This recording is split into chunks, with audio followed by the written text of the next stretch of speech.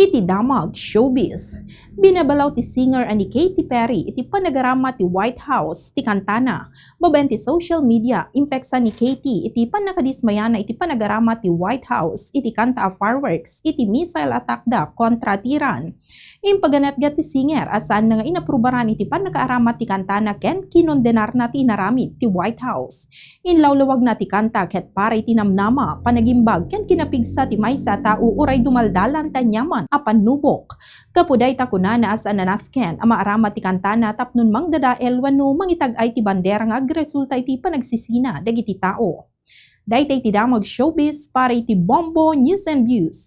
Daytoy ni Bombo Jonare Sabal Alcartado and this is Bombo Radio Philippines, the #1 radio network in the country. Your trusted source of news and information. Basta Radio Bombo.